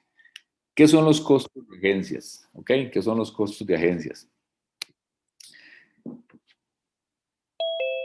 Se refiere básicamente a las diferencias que se pueden estar presentando entre las decisiones que tome la administración en busca de ciertos objetivos. ¿Ok? Imaginémonos un escenario en el cual la administración de la empresa se gana un bono adicional a su salario, la gerencia o las gerencias, se ganan un bono adicional a su salario si logran llegar a cierto nivel de utilidad. ¿Ok? Si logran llegar a cierto nivel de ventas, si logran cerrar X negocios en el año, etcétera, etcétera. ¿Ok? Es decir, hay un premio, hay un incentivo por que usted llegue a obtener eso. Entonces, eso podría perfectamente llegar a poner a la administración en una posición en donde diga, no, vamos, entrémosle fuerte a este tipo de negocios, no importa el riesgo que está asumiendo la empresa, porque por sí los activos no son de la administración, son de los accionistas. Y entonces se empiezan a asumir una serie de riesgos con el objetivo de lograr llegar a ese nivel de utilidades para ganarse ese bono. ¿Ok? Entonces vean que ahí hay una contraposición de los objetivos del accionista, que quiere que se protejan sus activos, versus lo que la administración está pensando porque dice, necesito llegar a esa meta para que me paguen este incentivo. Entonces, precisamente el tema de costos de agencia es esas divergencias que pueden haber entre la administración y los accionistas de la compañía. Por eso es que me recuerdo que la sesión anterior, alguno de ustedes hacía una intervención donde colocaba la posibilidad de que el accionista también fuera un tenedor de un bono. Creo que ahora también se puso otro ejemplo, pero ahí perfectamente podrían darse conflictos de interés, porque es un asunto de lo que quiero yo como tenedor de un bono versus lo que yo quiero como accionista. Esos son aspectos muy que se conocen como conflictos de intereses y son de los que se han venido regulando o se han venido gestionando en la mayoría de las empresas a partir de lo que se conoce como gobierno corporativo, que son principios que lo que buscan es evitar precisamente ese tipo de situaciones que en el medio a veces incluso se le llaman intereses perversos. Ese ejemplo que yo les coloco de la administración queriendo obtenerse o buscando obtener una X cantidad de utilidades para lograr ese bono, es un interés perverso, porque no importa, a cualquier precio llegar ahí para obtener ese beneficio que en muchos casos es bastante sustantivo, ¿verdad? O incluso cuando los accionistas empiezan a tomar ciertas posiciones también para beneficiarse de la empresa y eso afecta a la administración como tal del negocio. Entonces, en esos escenarios de costos de agencias, y si se entra precisamente en un proceso de quiebra, como el que estábamos analizando ahorita, se está saliendo, de las dificultades financieras, entonces podrían estarse dando estrategias, varias estrategias en relación a estos escenarios. Entonces, podríamos tener una estrategia de inversión egoísta. Perdón, es que hay varios que están ingresando. Cada vez se me hace más grande este grupo. Hay varias estrategias que se pueden estar dando en relación a estos costos de agencia. Una de ellas es precisamente que se conoce como la estrategia de inversión egoísta, es decir, que las empresas se encuentran cercanas a la quiebra y asumen más riesgos porque consideran que están jugando con el dinero de otras personas. Aquí estamos hablando de dificultades financieras. Cuando hablamos de dificultades financieras, estamos hablando de que no se puedan estar pagando las obligaciones que tiene la empresa. Entonces, si se está en un proceso cercano a la quiebra, vienen los accionistas y dicen, ok, de por sí estos activos los vamos a perder. Entonces, hagamos una estrategia de asumir más riesgos, a lo mejor logramos más beneficios, capitalizamos algo, recogemos algo y que después vengan y recojan lo que queda. ¿Ok? Entonces, por eso es que se llama esta una estrategia de inversión egoísta. ¿Cuál podría ser otra? Llegar a otra, en el contexto se llama incentivos para subinvertir, que en este caso lo que estas se conocen o la podemos describir como dice ahí, los accionistas de una empresa con probabilidades significativas de quiebra se encuentran con frecuencia que las nuevas inversiones ayudan a los tenedores de bonos a expensas de los accionistas. ¿Qué quiere decir esto? Que entonces vienen los tenedores de bonos, que son los que se van a quedar al final con la mayoría, con los activos, y las inversiones que se están haciendo les van a beneficiar a ellos. Entonces, mejor no las hagamos. ¿Okay? Es muy similar a la anterior. Mejor no hagamos esas porque al final quienes se van a ver beneficiados con esto son los tenedores de bonos. Ya nosotros estamos como accionistas condenados, por decirlo de alguna forma, a no recibir o a perder. Entonces no hagamos esas inversiones. Entonces por eso hay un incentivo a subinvertir, a no invertir como debe ser, porque al final el beneficio no se lo van a llevar los accionistas, sino que se lo van a llevar los tenedores de bonos. La típica o muy conocida, ¿verdad? Que así se conoce, ¿verdad? El ordeñar la propiedad, ¿verdad? Que es básicamente empezar a hacer distribuciones de dividendos, empiezan a hacer compras de ciertas cosas, a pagarse ciertos beneficios, incluso conozco casos en los cuales se aprueban que todos los directivos más X números de los administrativos van a ir a hacer maestrías en unas universidades o doctorados o lo que sea y la empresa los va a pagar. Ok, entonces uno dice, bueno, y ahí sí, ahí lo que están es simplemente sacándole ya lo último que le queda a la empresa, ¿verdad? Para poder llevarse algo, ¿verdad? Cambiamos los vehículos, compremos ciertas cosas, declarémonos ciertos beneficios, entonces por ahí que empiezan a hacer ese tipo de transacciones con tal de no dejarle nada a los acreedores. Alejandro, ¿tenías una pregunta? Sí, profe, más bien como un comentario con respecto a esta estrategia. Me parece que una empresa puede ser saludable, pero que los dueños de la empresa aún así siempre están sacando dividendos o los ejecutivos siempre estén dándose bonos o incentivos, aunque sean tiempos complicados, como el del COVID. Hay empresas en las que los accionistas siempre, como si fuera un reloj, cada X cantidad de periodos se sacan dividendos, aunque no es un buen momento.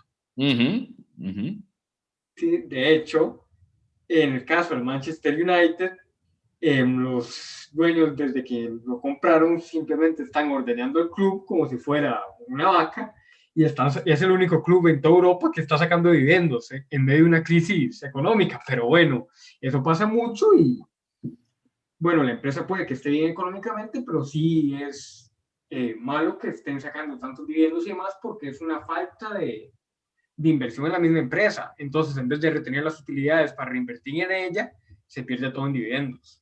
Correcto, correcto, correcto. No, mira, ahí es donde volvemos al tema, Alejandro y compañeros, de las decisiones. Es decir, los modelos están, las guías están, pero las decisiones al final, ¿quiénes las toman? Las personas. Los dueños. Los dueños. Y esas decisiones muchas veces incluso son del momento, ¿verdad? De la situación, de la coyuntura, y en donde dicen, no, hey, hagámoslo, porque realmente hoy es el momento, puede ser que ya mañana no exista, puede ser que aquí, puede ser que allá. Se dan casos en donde los cuales llegan alguna gente y dice, yo voy a estar aquí solo por un tiempo, porque realmente mi objetivo es permanecer solo X tiempo dentro de la empresa y después de ahí ya me retiro o me voy a hacer... Entonces empiezan a tomar esas decisiones en un contexto muy coyuntural, ¿verdad? Y lamentablemente sí, aún cuando la empresa esté bien, la empiezan a ordeñar y termina entonces mal, ¿verdad? Porque realmente... Sí, no, y perdón, pero otro caso es cuando, como pasó con ese club, los dueños llegan, compran la empresa con un préstamo, poniendo la misma empresa como si fuera una hipoteca y sacan dividendos y sigue la empresa endeudada, porque con los intereses es como un escudo fiscal y a los dueños no les importa, porque ellos simplemente siguen ganando. Entonces es irrelevante cómo esté la empresa. Es correcto, es correcto, es correcto. Es correcto, exactamente. Por eso es que hoy por hoy, sí, ya te doy la palabra, hoy por hoy las empresas están haciendo, muchas empresas, por lo menos a nivel local, están haciendo trabajos mucho sobre control de gasto, porque realmente hay que determinar realmente dónde, y es a veces un asunto de registro, dónde se están registrando ciertas transacciones, porque quedan incluso solapadas. O escondidas, por decirlo de alguna manera, y entonces ya después se determina que su verdadero registro o el registro correcto debió estar en un lugar X, y entonces tener los dos escenarios: o estás dejando de utilizar un beneficio para efectos de disminución de impuestos, o lo metiste para efectos de disminuir un impuesto y no correspondía y te estás exponiendo a una sanción de la tributación en su momento, ¿verdad? Pero bueno, es todo un tema. Adelante con la intervención. Sí, no, que estaba pensando tal vez en qué tan legal es este tipo de comportamientos, porque hay un principio de prelación donde en este caso los bonistas, por ejemplo, tienen prioridad sobre los accionistas. Ajá. Entonces, este tipo de comportamientos es como en el caso de los dueños de la empresa, ver qué tanto, básicamente, qué tanto dinero pueden llegar a tomar antes de que todo se acabe, por decirlo así. Y Correcto. dicho de paso, como ellos son los dueños de la empresa, son los primeros en saber cuando la misma se encuentra en una posición de impago. Es correcto. Entonces, básicamente son los primeros en saber, digamos, si la empresa, y las probabilidades de que ella entre en un proceso de quiebra. Pero en ese caso, si yo soy bonista, ¿cómo yo me puedo defender ante una situación de esas? Porque claro, ellos están viendo a ver qué pueden tomar, lo mayor que ellos puedan tomar para de alguna forma eh, joder a todos los demás, los que tienen prioridad sobre ellos. No sé si me explico. Sí, sí, sí, claro, no, no, por supuesto, y te entiendo, y muy válida tu observación. Vamos a ver, si hay algo también, jóvenes, que tenemos que tener claro es que cada acción tiene una consecuencia, ¿ok? Entonces, aquí hay incluso temas éticos, aquí hay un tema que eventualmente puede estar señalado como algún tipo de repercusión de orden legal, ¿ok? Si se determina que existe se hizo con alevosía y premeditación, ¿verdad? Incluso utilizando información privilegiada, ¿verdad? Que es obvio que la van a tener porque ya, al ser los dueños son los primeros que se van a enterar, podría incluso acusárseles de administración fraudulenta. Y entonces por ahí el tenedor del bono pues podría solicitar algún tipo de indemnización y demás. Por otro lado, habría que ver también en su momento, ¿verdad? Si es que al bonista se le, como lo decís, se le viene pagando bien. Y no es porque por ello tampoco me va a importar, no me va a importar y demás, porque como decía Alejandro, a lo mejor venía muy bien, pero termina después en un problema. Lo que te puedo decir es que en estos casos, uno, pues no son prácticas éticas, porque la verdad que entrar No, claro, no, no lo son. en estas dinámicas no hay nada ético en esto, ¿verdad? Y por otro lado, sí estar claro de que en el momento en que ya se empieza a hacer una afectación y se compruebe como tal, ¿verdad? Se puede presentar una acción legal y no solo ellos responden, no solo se responde con los activos que tiene la empresa, sino con sus activos a nivel personal, ¿verdad? Porque hubo una administración fraudulenta, ¿verdad? En este caso. Y pueden terminar en una situación legal, ¿verdad? Resumida, hasta cárcel, ¿verdad? Ok, gracias, profe. Bueno, precisamente en aras de a veces evitar este tipo de situaciones como las que vos señalabas, a la hora de hacer ciertas transacciones, principalmente cuando se van a emitir bonos, usted como tenedor de esos bonos eventualmente podría, perdón, las empresas buscan darle algún tipo de protección para que usted sienta atracción a esos bonos, ¿verdad? Entonces se pueden emitir algún tipo de cláusulas dentro de los contratos de emisión para que se evite, digo, se trate de evitar, ¿verdad? Se minimice el riesgo, recordemos que el riesgo nunca es cero, de esas operaciones o de esas estrategias egoístas que veíamos ahora cuando se entra en el tema de dificultades financieras. Entonces se pueden poner lo que se conoce como cláusulas de protección. ¿Ok? Entonces tenemos cláusulas que pueden ser cláusulas negativas o positivas, como por ejemplo el tema de limitar el monto de dividendos que una empresa pueda pagar. Entonces se empieza a decir, ok, aquí no vamos a decir cuánto, pero se puede decir, ok, que mientras esté el contrato de bonos, si se declaran dividendos, que no superen de tanto. ¿De dónde se determina esa información? De la historia, ¿ok?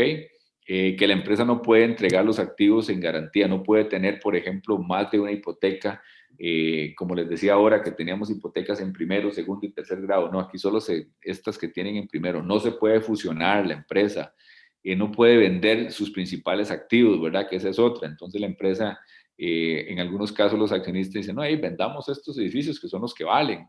No, entonces dejémoslos acá, o si esa cláusula existe, no se pueden vender, no se puede emitir más deuda, se le puede obligar a tener un capital de trabajo mínimo y a estar entregando estados financieros periódicos a los prestamistas, ¿verdad? Y obviamente estados auditados. Entonces, por ahí que es una forma de control, ¿verdad?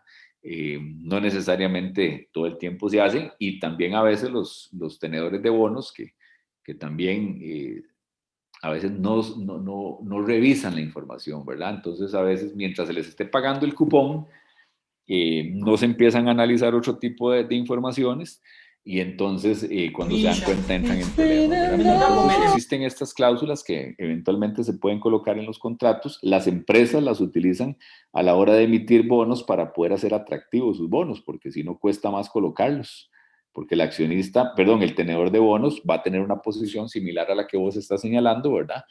De bastante resistencia, decir, no, pero es que puede pasar esto, lo otro, ok, ¿cómo me asegura usted? ¿Cómo me asegura? No, porque en bolsa no hay nada seguro. ¿Cómo minimizamos ese riesgo, verdad? Bueno, con algunas cláusulas como estas que se están señalando, ¿verdad?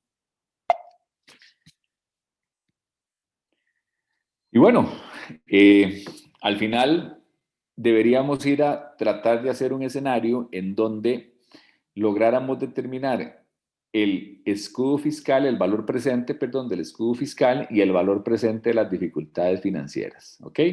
Entonces, cuando lográramos determinar eso, porque hacemos estimaciones, podemos tener estos escenarios, estos son ejemplos, ¿verdad? De este tipo de escenarios en donde decimos, ok, al 0% de deuda, pues obviamente no hay escudo fiscal por intereses, no habrían dificultades financieras. Si tuviéramos un escenario de un 10%, tendríamos un escudo fiscal por intereses de 1,5 y 0 valor presente de dificultades financieras, aunque es un escenario bastante extremista, ya debería haber algo. A un 20%, un 3 y un punto 38, un 25, un 3,75 y 1,62. Sacamos un beneficio neto y ahí es donde precisamente podemos llegar a decir, ok, vean qué pasa si lográramos ubicarnos hasta un escenario de un 35% de deuda, que del 100% de los activos, 35% se financie con deuda. Ya el escudo fiscal no sobrepasa, no es positivo con respecto a los costos que se podrían generar por dificultades financieras. ¿Dificultades de qué tipo? Como esos costos que veamos ahora. ¿Cuánto me cuesta si hay que contratar abogados, si es que hay que invertir en publicidad, si es que hay que invertir en algún otro tipo de negocios? Se hacen estimaciones como con el riesgo operativo y entonces se cuantifican y se hace la relación con el escudo fiscal, con el valor presente del escudo fiscal. Y en ese escenario ya quedaría negativo. En este caso, ¿cuál se recomendaría? El del 20%, llegar hasta un 20% el nivel de deuda, ¿verdad? Porque es donde todavía queda con un beneficio neto superior a un 10, pero ya inferior y superior, perdón, a un 25, a un 30 o hasta un 35%. Que siguen siendo aproximaciones, jóvenes, insisto, siguen siendo aproximaciones porque puede ser que ese nivel óptimo es imposible de lograr, porque no hay opciones de financiamiento, porque la empresa no tiene en ese momento la capacidad de asumir más deuda por algunas otras razones y entonces, pues definitivamente no se puede lograr. Permítanme un segundo nada más. Ok, perdón. Y bueno, en resumen, ¿qué pasa cuando usamos deuda? Pues hay mayor pago de intereses, se disminuye la solvencia. Claro está que pagamos más impuestos y eso definitivamente le genera un valor a las acciones, pero si se disminuye la solvencia, que es la capacidad de asumir los pagos, ¿verdad? Podemos entrar en dificultades financieras y eso más bien disminuye el valor de las acciones. ¿Todo eso en qué se resume? En una estructura de capital óptima. ¿Cuál? No existe una receta. No existe una receta para decir un 60-40, un 30-70, un 90-10. No. Al final es los riesgos que se quieran asumir, los que se puedan asumir. ¿Ok? Obviamente nosotros sí utilizamos algunos modelos que nos aproximan, ¿verdad?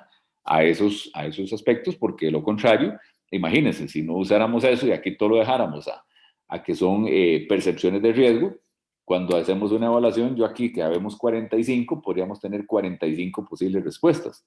Por eso es que utilizamos algunos modelos para aproximarnos y a lo mejor estar alrededor de esos modelos, ¿verdad? Que es lo que generalmente pasa en las empresas. Nosotros calculamos estos elementos en una empresa y a lo mejor el 20% que decíamos ahí de nivel óptimo se puede llegar a un 15%. ¿Ok? Se puede llegar a un 17, se puede llegar a un 16, ¿ok? Entonces nos acercamos, ¿verdad? Nos acercamos un poquito, nos pasamos un poquito del 21, bueno, podría darse también, ¿verdad? Cosas de ese tipo, ¿verdad? Para poder jugar, porque al final las variables no son rígidas, ¿verdad? No son inamovibles y principalmente los elementos exógenos, ¿verdad? Los aspectos externos, que son los que también, pues, nos marcan diferencia a la hora de este tipo de decisiones. ¿Ok?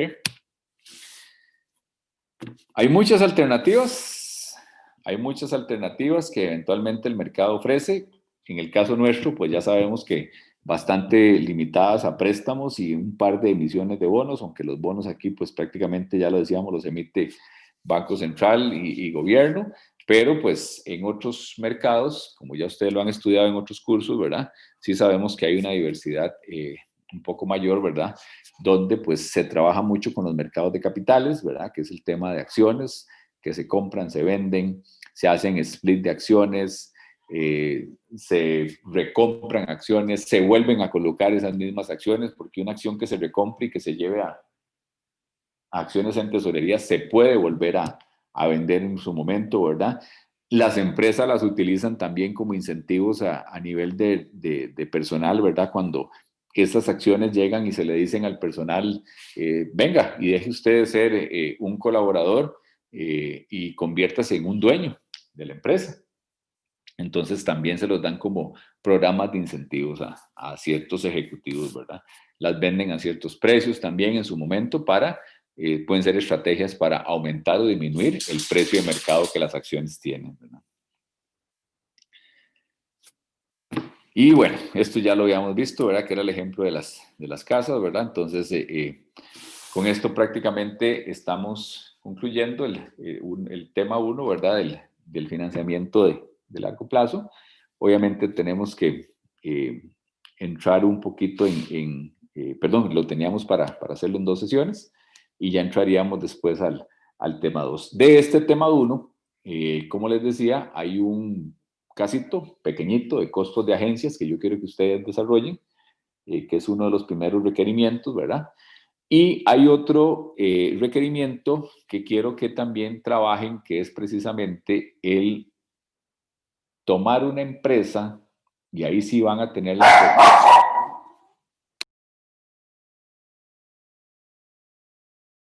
ahí van a tener ustedes la posibilidad de seleccionar alguna empresa a su gusto para este requerimiento en particular, para analizar la situación de esa empresa antes y después del COVID. ¿Ok? ¿Cómo venía esa empresa? Y es algo pequeño, no es que tienen que entrar en un análisis enorme, ¿verdad? No, cómo venía el precio de la acción, cómo venía, si pagaba dividendos, si no pagaba dividendos, qué pasó en el momento del punto fuerte de la declaración de la pandemia y cómo eventualmente está hoy. Algo muy básico para contextualizar cómo se ha venido afectando esa empresa. ¿Ok? Tienen la libertad, no importa si se repiten, espero que no, porque hay muchas empresas, busquen en el SP500, ¿verdad? Hay muchas empresas, pero si se repiten, pues simplemente, pues ahí lo vamos a ver, cuáles fueron los análisis que hicieron y si las conclusiones son similares. En ese sentido, pierdan cuidado que no hay problema. Esperaría que no, pues yo sé que hay muchas, van a seleccionar empresas que no se repiten. Y esa sería la segunda parte del requerimiento. 1, que tiene que ver con el tema de costos de agencias, y 2, el tema que tiene que ver con el análisis de esta empresa del SP500 antes y después del COVID. Resumido en 1 o 2 filminas, cuando mucho, ¿verdad? Y ese sería el que tienen que presentar. Es hacer una presentación en PowerPoint y ese es el entregable. Como tal, no hay que hacer un texto ni nada, sino que ahí sería el entregable en 1 o 2 filminas, ¿verdad? Obviamente simplemente la entrada, ¿verdad? Y en 1 o 2 filminas, ok, ¿qué pasó con la empresa? Pueden usar gráficos, pueden utilizar algún otro tipo de ayuda visual para efectos de el desarrollo del trabajo. Y el otro casito de costos de agencia que yo se los voy a colocar en mediación. ¿Ok? Y recordar, sí, perdón. ¿Me puede repetir, por favor, las indicaciones del de la empresa? Es que no comprendí bien. Ok, el de la empresa es seleccionar una empresa del SP500, ¿verdad? La que ustedes quieran. No es para el trabajo final, es solo para este requerimiento, ¿ok? Y Ajá, sí. hacerle una revisión de cómo estaba esa empresa antes del COVID y ahora ya con el COVID. En Ok. cuestiones como qué, precio, por ejemplo. ¿Pagaba dividendos? ¿No pagaba dividendos? ¿Se endeudó? ¿No se endeudó? cositas básicas, ¿ok? ¿Por qué esto? Porque lo que quiero es ir viendo a ver qué información van sacando de cada una de esas empresas, porque parte de lo que tienen que sacar ya del trabajo final es información de las compañías. Entonces vamos a ir tratando de ir metiéndonos en esa dinámica, ¿ok? Ok, y el otro sería, ya tendría indicaciones en el... Ah, sí, el otro ya es un casito que se lo subo a mediación y ahí vienen las indicaciones de lo que tienen que hacer. Ok, y ambos grupales. Ambos grupales, correcto, con la conformación de los grupos que ustedes ya hicieron. Y de acuerdo con esto, el requerimiento 1 tiene que estar entregado el lunes. Porque son. Ok. Entonces, El uno sería el de la empresa. los dos. El 1 tiene dos partes. El del análisis de la empresa y el que yo les voy a subir a mediación. De una vez. Ah, ok, ya ahora sí entendí. Gracias, profe. Sí, ok. Ese requerimiento 1 tiene dos elementos, dos aspectos. El análisis de esa empresa antes y después del COVID y el casito que yo les voy a subir a mediación virtual. Profe, ¿y eso del análisis de la empresa hay que exponerlo? Sí, yo los voy a seleccionar y quiero que se refieran a lo que hicieron. Uh-huh. ¿Y quién lo hace? Yo les digo, fulanito, sutanito, refiérase a lo que hizo. A lo que hizo su grupo. Profe, ¿y se suben a mediación o, digamos, la presentación, las 2, 3 diapositivas, usted va a poner en mediación dónde subirlas o se las mandamos por correo? Vamos a hacer, porque vamos a probar las dos cosas para tener siempre las dos metodologías probadas. El de costos de agencia por mediación y el de la presentación por correo. ¿Se acuerdan cómo yo les dije que tenían que enviar la información por correo? Que era, uno me lo envía con copia a los demás. Entonces, así tenemos probada las dos formas de remisión de información para efectos de que si un día tenemos que usar una u otra, sabemos ya cómo tener las listas. Un poco de gestión estamos haciendo aquí de riesgos de una vez también. ¿Ok?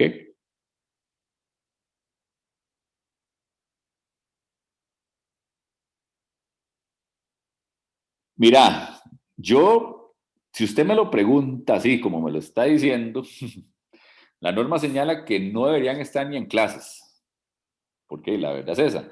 Pero como sabemos que el asunto es tan lento, ¿verdad? Y en aras de no perjudicarlos y demás, estaríamos haciendo una excepción para que, uno, estén aquí en la clase y dos, pues también participen haciendo los trabajos, ¿verdad?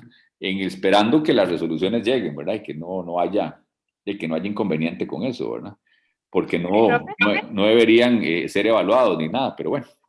Permiso. No hay problemas, adelante. En teoría, la muchacha que me atendió, bueno, yo ya soy por resolución también. En Sí. teoría, la muchacha que me atendió me dijo que sí, que prácticamente todo el mundo había entrado, digámoslo así. Sí. Nadie se había quedado por fuera, entonces que Exacto. no había problema con eso. Exacto, por eso te digo, ese es el riesgo, ese es el chance que yo me estoy jugando, ¿verdad? Porque en otros escenarios, como te digo, iría con toda seriedad, pero más ahora en la virtualidad no veo que no hayan aceptado, ¿verdad? Porque aquí, no digo, ya ahorita vemos 45, bueno, conmigo serían 45, son 44 ustedes, entonces no, lo que sí tienen que es asociarse con un grupo, ¿verdad? Eso sí tienen que, quienes están participando hasta hoy, la semana anterior, el lunes, dijimos que los grupos, en el programa dice 4, pero son muchos como para hacerlo en grupos de 4, ya ahorita tendría 10 grupos, ¿verdad? Y no va a tener 10 grupos. Estoy permitiendo, grupos de 7, cuando máximo, ¿verdad? Ya muchos remitieron la conformación de los grupos, entonces que están publicados en mediación. Incluso, entonces, quienes no tengan grupo, busquen quienes tienen menos de 7 y pueden asociarse a ese grupo perfectamente, ¿verdad? Y hablan con los compañeros y simplemente decir, profesor, voy a participar en este grupo y listo. Quienes del todo no puedan asociarse con alguien porque no conocen lo que sea, los compañeros, pues me lo dicen y yo los incorporo en un grupo, ¿verdad? Pero nadie puede trabajar solo, ¿verdad? Ni en grupos así tampoco de 2 ni de 3, ¿verdad? Tenemos que hacer grupitos aproximadamente de 7, algunos quedarán de 6, no sé, dependiendo de la cantidad que lleguen, ¿verdad? Alejandro, te escuchamos, perdón. Sí, profe, deme un momento, perdón.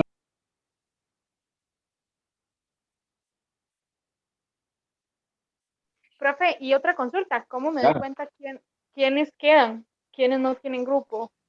Y en Eh, mediación, ¿cómo busco el curso? Vamos a ver, en mediación el curso se llama Administración Financiera 3, ¿ok? Así lo pueden, así lo han encontrado los demás compañeros. Ahí están publicados, por ejemplo, ya los grupos que están conformados. Entonces, ahí hay grupos, como te digo, que no llegan a los 7, y entonces, si no tenés algún otro, no tenés ya alguna afinidad con algún otro, pues podrías conversar con alguno de ellos ahí, ¿verdad? Si conoces algunos. Si del todo no tenés contacto con ninguno, me decís y yo te asigno un grupo.